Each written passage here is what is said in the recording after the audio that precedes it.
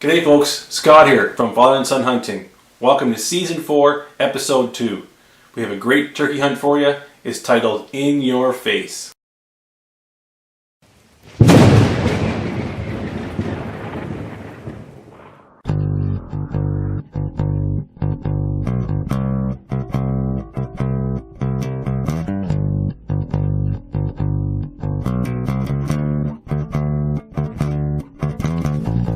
Father and Son Hunting is dedicated to preserving and sharing the wonderful opportunity to hunt, fish, and enjoy our outdoor heritage.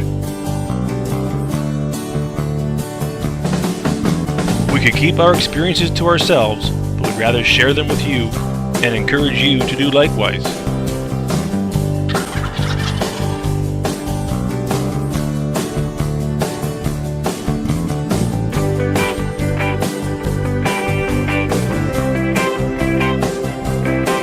There are lots of great hunting and fishing stories just waiting to be told, and Father and Son Hunting is the place to do it.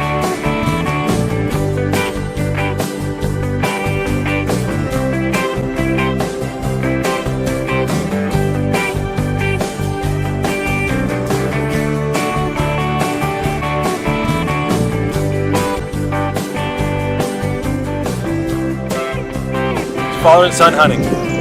Yep, this is what it's all about, living our outdoor dream.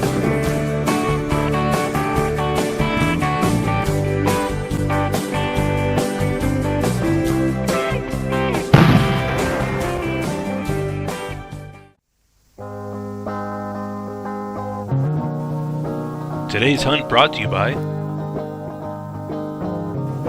Rhino Skin, Sitting Hawk, S4-E2 Field Dress, Wolf Brewing Company, Field Torque Knives, Tebow's Rugged Pack. Father and Son Hunting can be viewed at huntit.tv network. And Gen 7 Outdoors.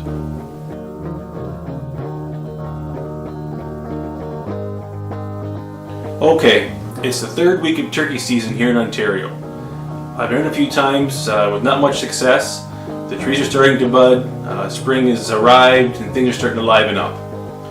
This particular morning I went out. It was a clear morning. I knew the weather was going to be decent that morning. And where I go, I have approximately 1 kilometer walk I have to get to the spot I like. So I set out in the dark and headed out to the location and got tucked in nice. I like the cover I had on this particular hunt. It was around some little thicket and some thorn trees, and I felt they blended in really well. So first thing in the morning, I made a few calls, and right off the bat, around the 6 o'clock mark, I have some distant gobbling to my far north and distant gobbling to the far south. There was nothing real close by.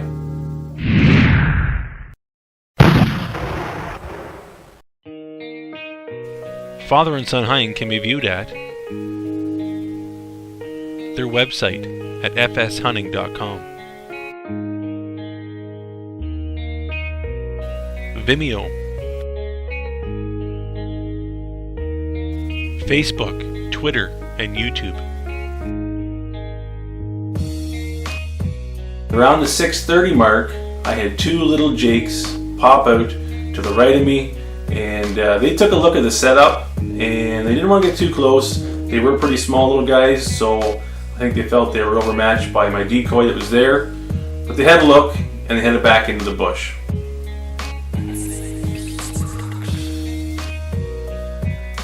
So as I'm sitting there and I'm making a few more calls, I can tell the gobble to the south of me was starting to get a little bit closer. And I knew where I was. I always kind of consider it as a meeting ground for some toms or jakes to come to in the mornings. I know in the past hunts, I've had one particular morning, I had about maybe 6 or 7 toms all meet up and get into this massive fight, and it was quite a spectacle, and it was fun to watch and try to video. So I knew it was a good spot where I was. I knew they were going to come out. It seems a spot that they congregate to first thing after they get their drink of water.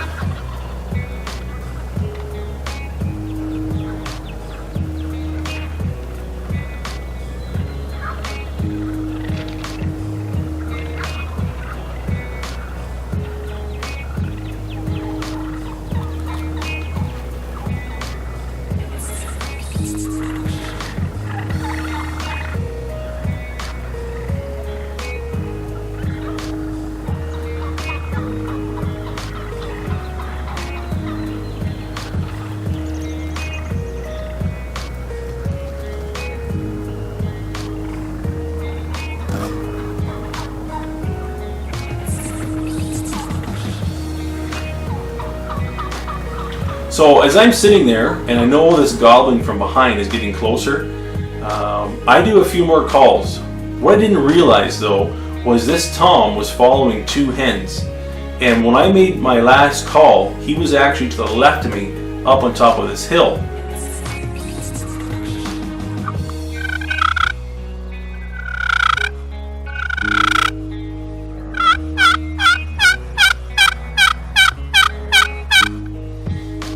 And when I made the calls, he could see my decoys.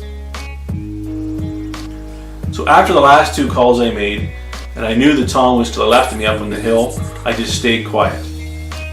The two hens come out in front of me on the left side, but they continued into the bush and didn't even take a look at the decoy setup.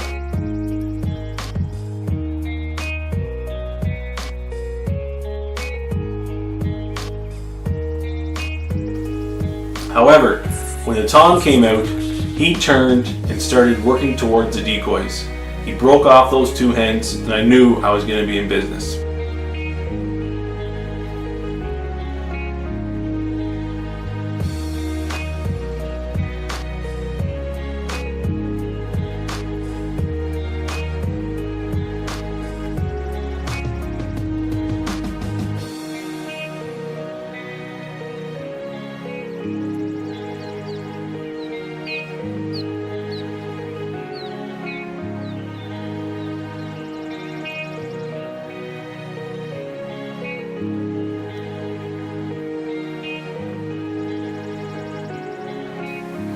The thing was though, with him being up on the hill and the last couple calls that I made, he could see those decoys and he knew that there was a hen where I was. So as he's approaching the decoys, he makes a hard right turn and starts coming right towards me. So I'm sitting there trying to film this hunt, and this guy is coming right at me. I'll tell you what, he was in my face.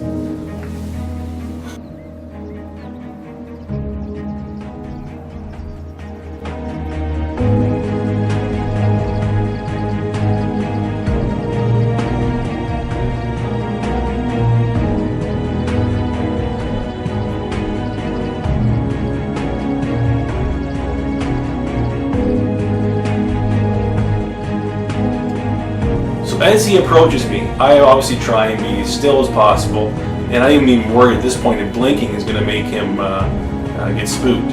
When he came right in, he looked right through me, and he turned back towards the decoys.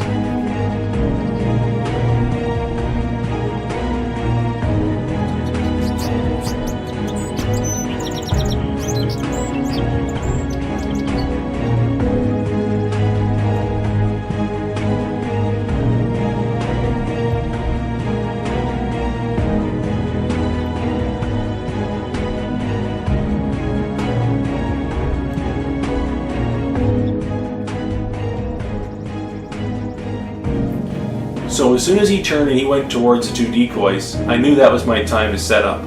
I was running multiple cameras this morning, and as a result of that, I made some noise and I had a bit of movement. He caught the movement, and I'm sure he heard the noise. So I didn't have a lot of time to prepare for the shot. I knew after I kind of spooked him a little bit there that he was going to head into the bush, so I decided to quickly get the gun up and do a quick shot, and you know what? It was successful.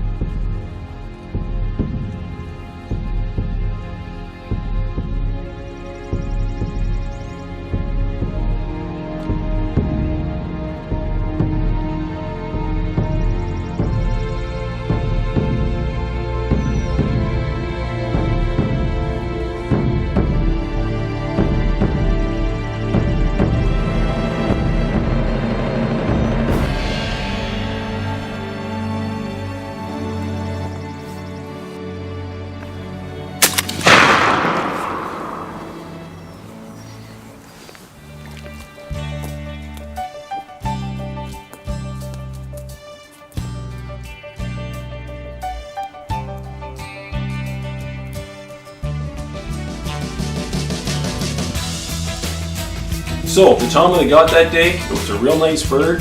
I would probably say he was a 3-year-old, had a decent beard on him, but you know what? Filled the freezer and gave us some great meat.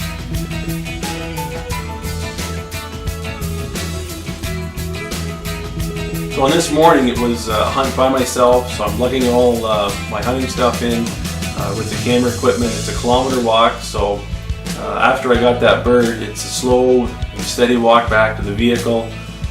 But once I got back there, it certainly was nice to know that that long walk paid off, and finding a spot that is out of the way and out of the public eye, and not much any human interaction where I was. So it's great to do that. It takes a little bit extra, but it's worth it.